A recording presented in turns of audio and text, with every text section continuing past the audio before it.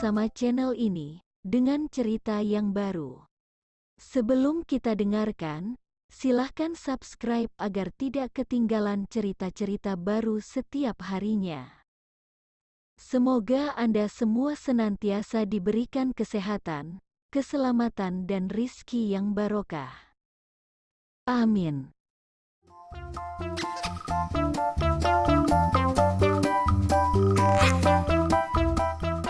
Beribu-ribu tahun yang lalu, tanah Parahyangan dipimpin oleh seorang raja dan seorang ratu yang hanya mempunyai seorang putri.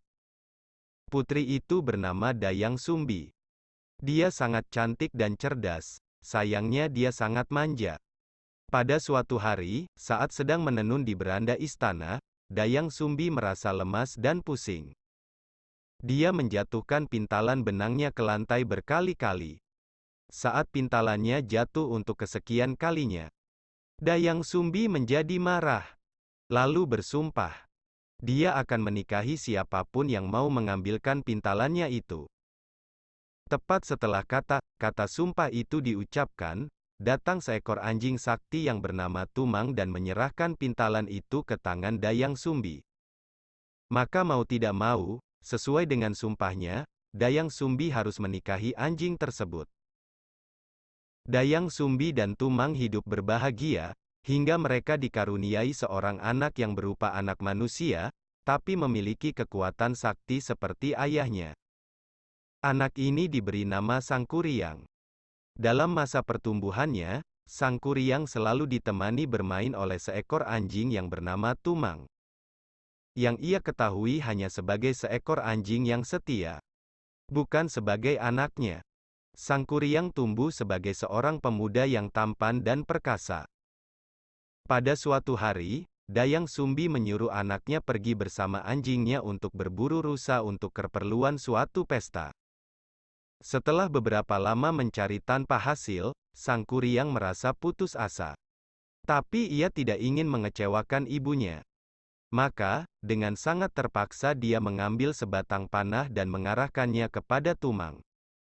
Setibanya di rumah dia menyerahkan daging Tumang kepada ibunya. Dayang Sumbi yang mengira daging itu adalah daging rusa, merasa gembira atas keberhasilan anaknya. Segera setelah pesta usai, Dayang Sumbi teringat kepada Tumang dan bertanya kepada anaknya, "Di mana Tumang berada?" Pada mulanya Sangkuriang merasa takut tapi akhirnya ia mengatakan apa yang telah terjadi kepada ibunya. Dayang Sumbing menjadi sangat murka. Dalam kemarahannya, dia memukul Sangkuriang hingga pingsan tepat di keningnya. Atas perbuatannya itu Dayang Sumbi diusir keluar dari kerajaan oleh ayahnya. Untungnya, Sangkuriang sadar kembali tapi pukulan ibunya meninggalkan bekas luka yang sangat lebar di keningnya. Setelah dewasa, Sangkuriang pun pergi mengembara untuk mengetahui keadaan dunia luar. Beberapa tahun kemudian, Sangkuriang bertemu dengan seorang wanita yang sangat cantik. Segera dia langsung jatuh cinta pada wanita tersebut. Wanita itu adalah ibunya sendiri.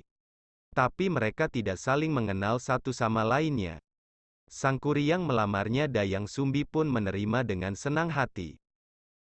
Sehari sebelum hari pernikahan saat sedang mengelus rambut tunangannya, Dayang Sumbi melihat bekas luka yang lebar di dahi Sangkuriang.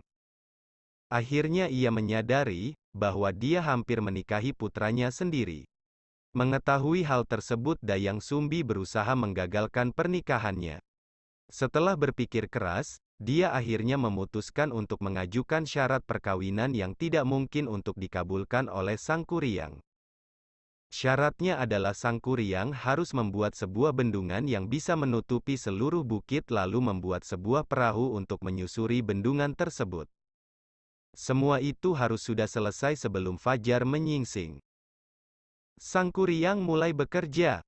Cintanya yang begitu besar pada Dayang Sumbi memberinya suatu kekuatan aneh, tapi lupa dia juga menggunakan kekuatannya yang ia dapat dari ayahnya untuk memanggil jin-jin dan membantunya. Dengan lumpur dan tanah mereka membendung air dari sungai dan mata air. Beberapa saat sebelum fajar, Sangkuriang menebang sebatang pohon besar untuk membuat sebuah perahu. ketika Dayang Sumbing melihat bahwa Sang Kuryang hampir menyelesaikan pekerjaannya, dia berdoa pada dewa-dewa untuk merintangi pekerjaan anaknya dan mempercepat datangnya pagi. Ayam jantan berkokok, matahari terbit lebih cepat dari biasanya dan Sang Kuryang menyadari bahwa dia telah ditipu. Dengan sangat marah dia mengutuk Dayang Sumbi dan menendang perahu buatannya yang hampir jadi di tengah hutan. Perahu itu berada di sana dalam keadaan terbalik dan membentuk gunung tangkuban perahu. Perahu yang menelungkup. Tidak jauh dari tempat itu terdapat tunggul pohon sisa dari tebangan Sang Kuryang. Sekarang kita mengenalnya sebagai Bukit Tunggul. Bendungan yang dibuat Sang Kuryang menyebabkan seluruh bukit dipenuhi air dan membentuk sebuah danau di mana Sang Kuryang dan Dayang Sumbi menenggelamkan diri dan tidak terdengar lagi kabarnya hingga kini. Terima kasih sudah mendengarkan cerita ini. Semoga menghibur dan bermanfaat untuk semua. Jangan lupa subscribe channel ini. Sampai jumpa pada cerita berikutnya.